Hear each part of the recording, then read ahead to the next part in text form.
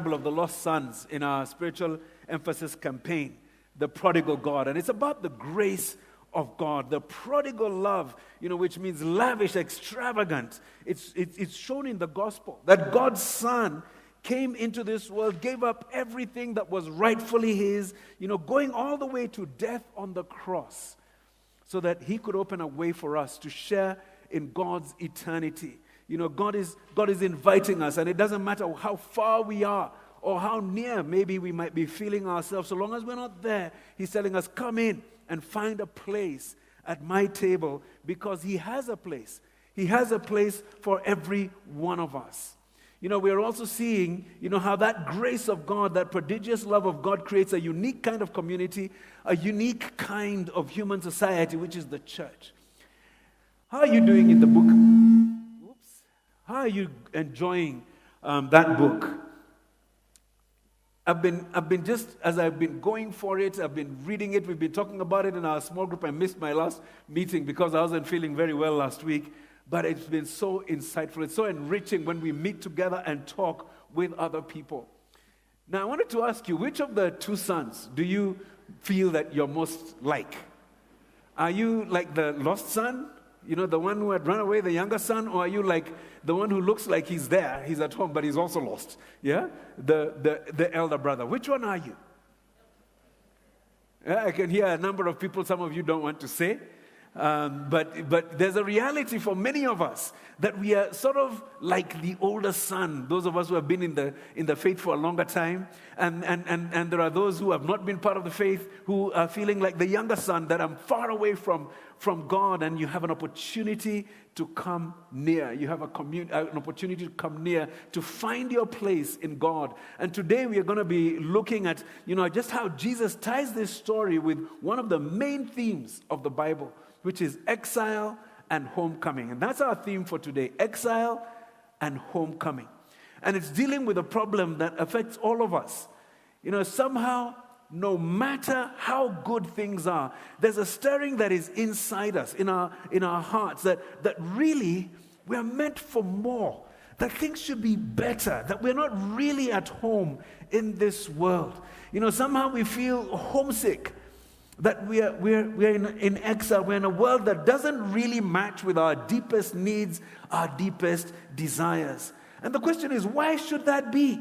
And then what are we going to do about it? Those are two very deep questions, which are what we want to address and answer. And Jesus answers them in this parable. So let's look at how this is solved. This question is being answered under three headings. We're going to look at, how we're going to learn the human condition, the divine solution for it, and the new communion that is the result. So the human condition, the divine solution, and the new communion. And the first thing we're going to be learning about is the human condition. And the book of Genesis tells us something about our beginnings. We were made for the garden of God, and that was home. Home is a place that fits you, that suits you.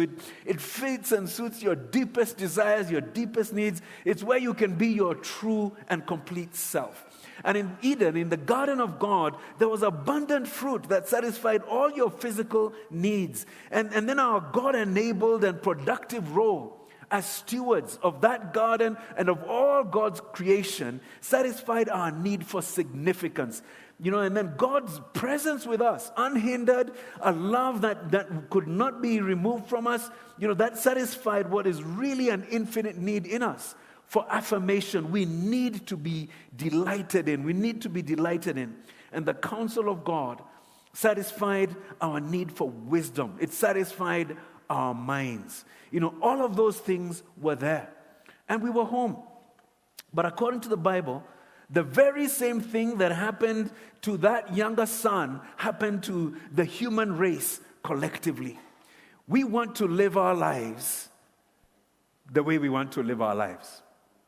That's what was done by our first parents, and we continue to make that choice every single day. And as a result, we are alienated from the Father, and we've lost our home, and we're in exile. We're in want, like that younger son. And that's the reason why there's a very, very powerful sense in which, Jesus is saying to us, everybody in the human race, this is about you. Even if like the elder brother, you have been religious and you feel that you've been doing it all and that you deserve to be home, you're still alienated. See what the elder brother says, I've been slaving. That's not the language of a person who knows he's home. That's not home. That's not home. He was so near, yet somehow he's so far. The elder brother looks like he's home, but he's yearning. His yearning betrays him. Home is not those things. Home is the Father. It's that deep connection with a love that is perfect, a deep security that can never ever be taken away, a deep knowledge of my value, of my significance as a person, and it's a value that cannot be taken away because it's not about performance. It's about me. It's about you. Where you can become everything that you could ever be, where there's no need for any pretense, there's no fear of loss, no fear of failure, of rejection. In truth, home like this is nowhere that we've been. We've never been there. Even our best families can't give us this. The best parents sin. Sometimes they sin against us, and sometimes we sin against them, and they might respond badly. Family members, they die, and then they're gone, and everything has changed. There are good days, there are bad days. In a sense, we are all lost. We are all away from home. And we are wandering in a world that doesn't truly fit our deepest needs and desires. Have you heard that saying? We are all part of the circle of life. You know that saying, don't you? The plants get eaten by the herbivores, and the herbivores get eaten by the carnivores. And finally, the carnivores die, and they become fertilizer, and they fertilize the grass. And there's the apex predators. Who's that? That's us, yeah? The apex predators. And we are at the top of the so-called food chain, but when we die, we become also fertilizer. Does that thought fulfill you? Does it make you feel, this is real meaning for life? No, it doesn't. A world in which everyone that we love becomes fertilizer, a world in which I become fertilizer, it's not a world that our hearts can rest in. We are homeless here. And this is just not the place that we are built for. In Ecclesiastes chapter 3, verse 11, the Bible says, God has also set eternity in the human heart. There's something that God has put there, something in us that is yearning, that is saying that there's more to life than just becoming fertilizer. There's a time I was watching Discovery Science, and they were talking about how God is just a made-up concept by human beings, used to make sense of the world, but it's just made up. But then also, as they come to the end of that program, they also conclude that without a concept of God, life loses meaning. And it's without hope. And so somehow, even if there is no God, you've got to sort of have an idea of God. You've got to make up some sort of idea of God if you're going to find reality, if you're going to find meaning for life, even if that idea is false. And it just goes to tell us that this idea that we are all just a bunch of random atoms that are coalesced somehow randomly together, and at some point they will randomly disintegrate, it just doesn't satisfy us. Even when you think about it, even if we're thinking that the point of our lives is the next generations, that our children and the next generations will make an impact for them, if they're just also a group of random atoms randomly coalesced together that are gonna also just die away and they're destined to die, ultimately the universe is going to die, and it's all gonna be meaningless. It has no meaning. And if for the person who likes to dig into ideas and think about them, when you think like this, you realize life is impossible.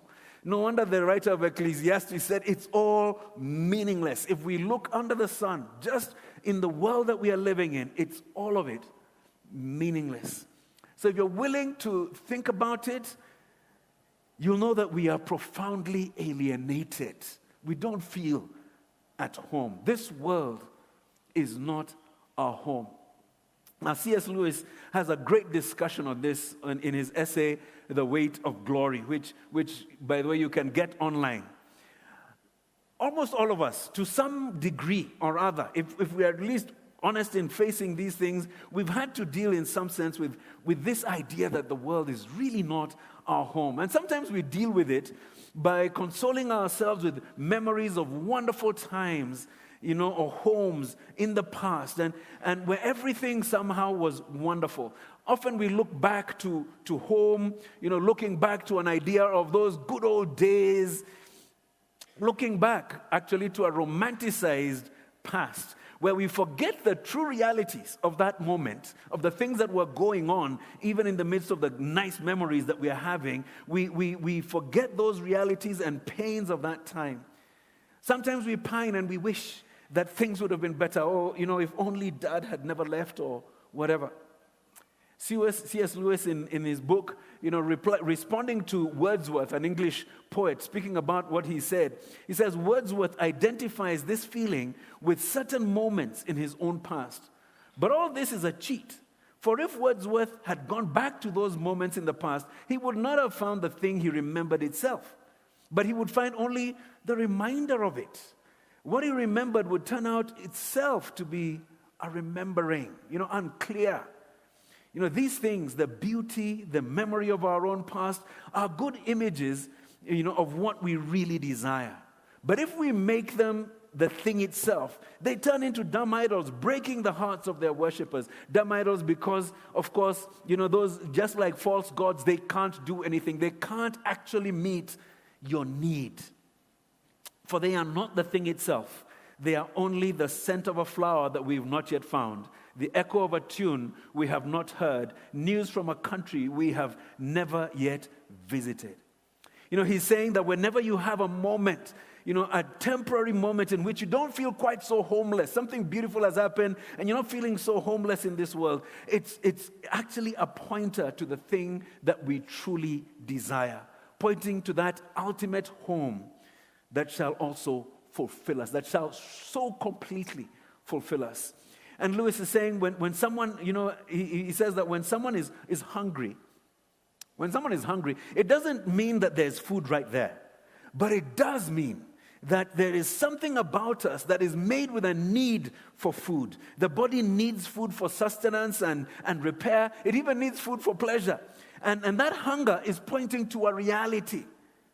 And that stirring that is deep in our hearts also points to a reality, that we are created for more.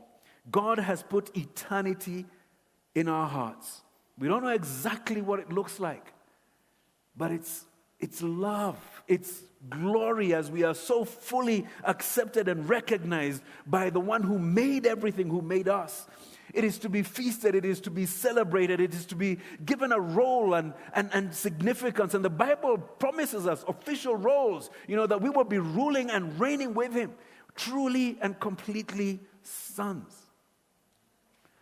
We're not home. And that's the human condition. And Jesus brings it out in this story. And then secondly, there's the question, what do we do about it? And in this story, we are given the divine solution. The divine solution. Historically, Christianity has always said that Jesus had to die on the cross for our sins.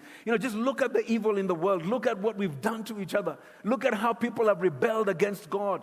And therefore, God cannot embrace us. He cannot accept us unless atonement is made, atonement for sin, unless a payment has been made. And so Jesus had to die on the cross.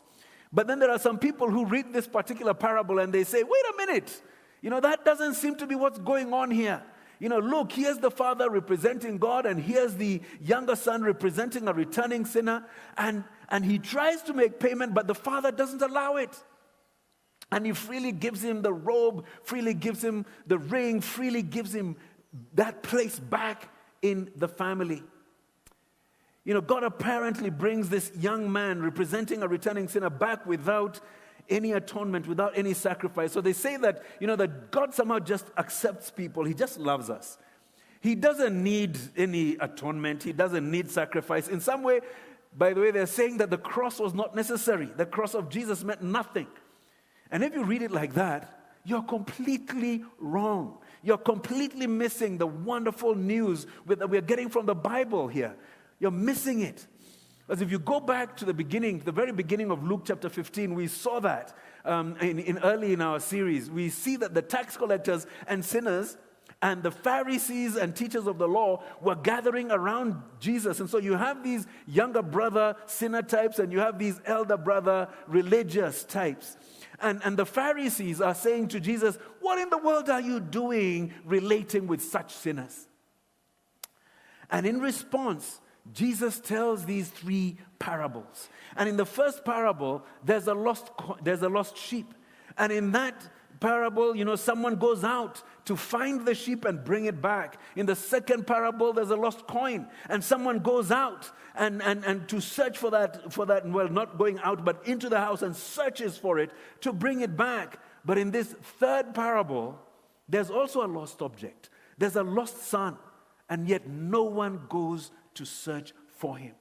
No one brings him home. No one goes out to bring him home. And it's odd. There's just no balance in those three.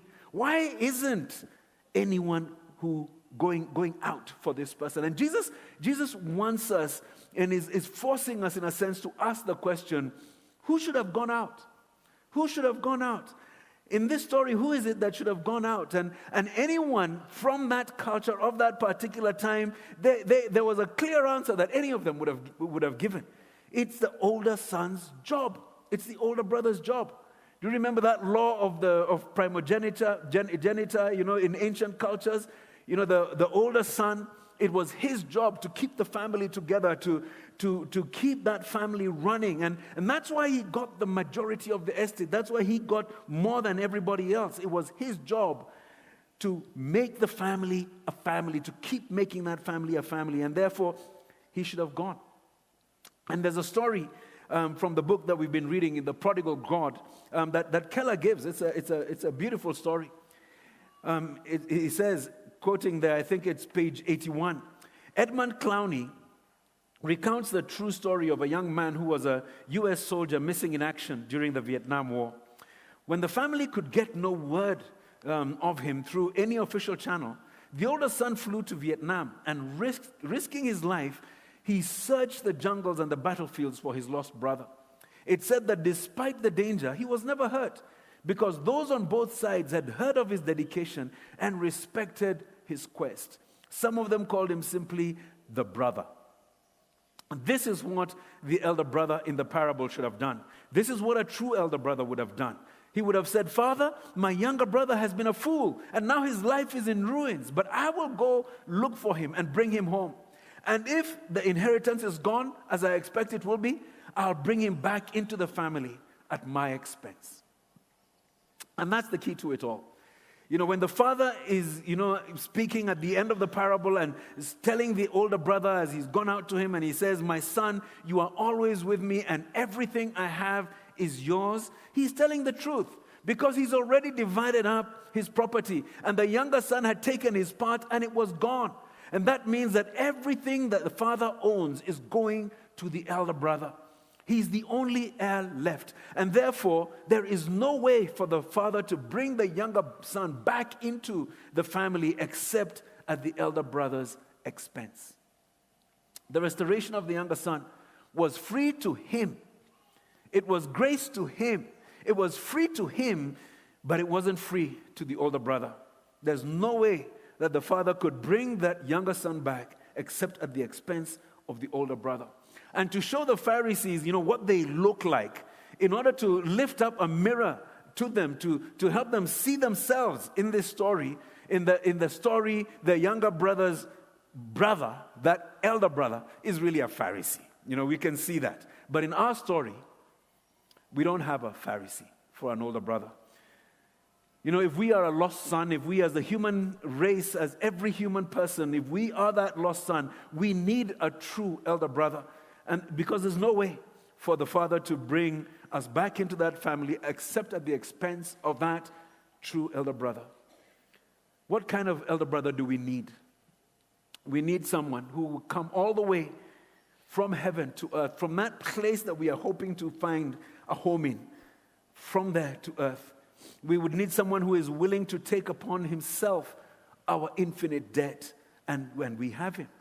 Because that's what Jesus did. Jesus was stripped naked on the cross so that we would be clothed with the robe and the dignity of office that we don't deserve. To be called sons of God, of the living God.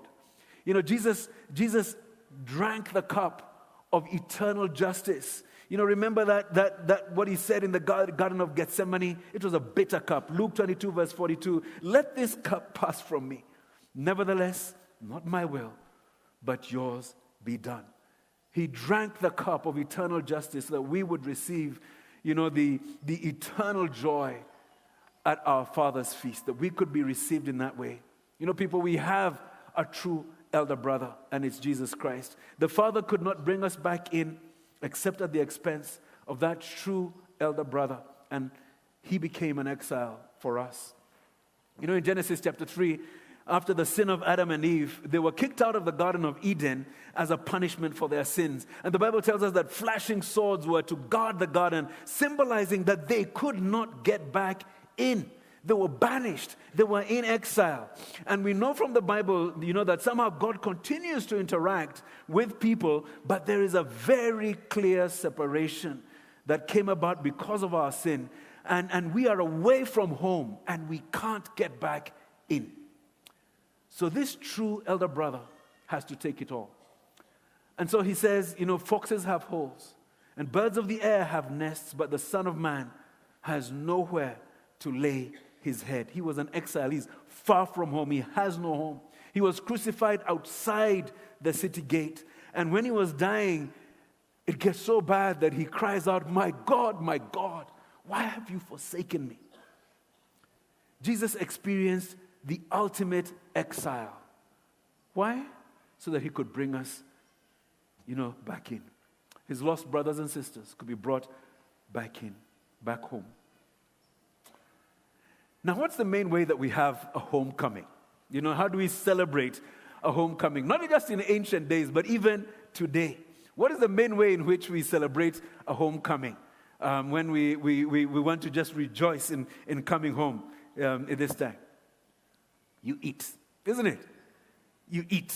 There's no homecoming without food. You know, because somehow there's no, you know, when you eat together, in that meal, you really feel at home.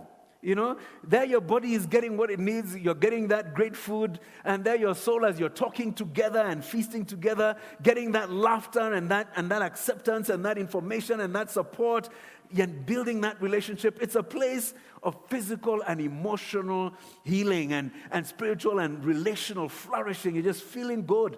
And in fact, it's at those moments, you know, that no matter what else is going wrong in our hearts, even if it's just for a second, we kind of feel almost at home. Is it true? But then that passes away. And we have to get up, and there's the clearing up and the washing, and there's tomorrow. And so it just disappears. But the Bible is telling us, because of the work of our true elder brother, Jesus Christ, someday you'll be truly home. He's going to wipe away death. He's going to wipe away suffering. He's going to wipe away every tear in our eyes. He's going to give us bodies that run and are never weary. He's going to give us a love that has no parting. It'll be the ultimate feast. That's what we've got in the future, that ultimate homecoming feast. Isaiah 25, on this mountain, the Lord Almighty will prepare a feast of rich food for all peoples, a banquet of aged wine, the best of meats and the finest of wines. On this mountain, he will destroy the shroud that enfolds all peoples. He will swallow up death forever. The sovereign Lord will wipe away tears from all faces. He will remove his people's guilt and disgrace from all the earth. And in Matthew 8, Jesus says, many will come from the east and the west, and they'll take their places at the feast with Abraham, Isaac, and Jacob in the kingdom of heaven. People, that's your future. That's your future. The greatest feast feast, the greatest time of fellowship, the greatest sense of well-being that you've ever had, spiritually, emotionally, physically, which always happens at a time when you are gathered together with friends and family and enjoying great food. That's just the dimmest hint of what your eternal future is going to be. When Jesus Christ comes back, when the Father falls on us and kisses us, and our true elder brother opens the door and brings us into that ultimate feast. Now, what kind of people would you and I be if we could almost taste that? If this, it's in the future, but if somehow it was real to us, that there was such a reality in our hearts and our minds that we could almost feel that Father's kiss. We could almost taste that incredible food and that wonderful fellowship, that will fulfill all desire, that will prove that those desires that stir inside our hearts are legitimate. What will it be like if that was real to us, deeply real to us? What kind of people, what kind of community would we be? And the answer is, we'd be a people who always have a quiet confidence. We wouldn't freak out over anything. We would never lose hope. Even when we lost some of our personal wealth, or a relationship broke up, or somebody criticized us in a negative way, because we know the ultimate feast is coming. And we would be able to step forward wherever God calls us with a faith in Him that overcomes fear. Like the great heroes of the faith, that we read about in the book of Hebrews, that vision, that knowledge of home, it should grab us and take us forward into lives of faith and power, lives that are lived for God, who has called us His own, who has loved us. And in Hebrews chapter 11, verse 10, the Bible tells us why Abraham was able to leave his home country, go to a place that he had never been, and live in that place as a foreigner, as an alien, as an exile. It says, for he was looking forward to the city with foundations, whose architect and builder is God. His eyes were on home. And listen to what it says about him and other brothers and sisters who will be with at that ultimate feast. It says, all these people were still living by faith when they died. They did not receive the things promised. They only saw them and welcomed them from a distance, admitting that they were foreigners and strangers on earth. People who say such things show that they are looking for a country of their own. If they had been thinking of the country they had left, they would have had opportunity to return. Instead, they were longing for a better country, a heavenly one. Therefore, God is not ashamed to be called their God, for He has prepared a city for them. Amen? We've got a great and a certain future, home with the Lord. And so we can live powerfully now. We can live out our roles as the sons of God, as the people that God has sent out, even as we prepare for that ultimate situation where we will be ultimately home. There are people that that God wants to invite into that great feast. There are people that need to see, a taste of what God is like. Those younger brothers who are out there. And we've been asking you through this campaign and I hope that you've just realized that there are those people who are out there. Some of them you were sort of rejecting, but they need to be brought in. And you realize that you shouldn't become like that elder brother, that Pharisee who wants to have a monopoly on the Father's things, because he hadn't realized that the home isn't the Father's things. It's the Father who represents home. People, my dad and mom are dead. And going home, it's not the same. It's not the same. Even if the things are there. And home is being with the Father. It is sharing in the joy of the Father and of His family. It's being there for that feast. Celebrating with our Father for my own life, for your own life, and also for those other brothers that the Father wants to bring in. That the Father is inviting us is asking us to go out and invite in. We've been asking you to pray for 5. Do you have them? 5 people that you're thinking about, pray for them, look for them, go out there like your true elder brother, like Jesus, and find them and invite them home, because there's a place at the table. And so we must be a communion that always has space for others, that is always inviting others. Now, I forgot to put that into your outline, so you can write that down, that we must be a communion that always has space for others, that is always inviting other people. And then we must be people who always remember what Jesus did for us. The Lord's Supper is a memorial meal. It's a reminder of what Jesus did for us, of that true hope that we have in Him, a union that we have together with the Father in Him. But it's also a looking forward to that day when we will again feast with Jesus.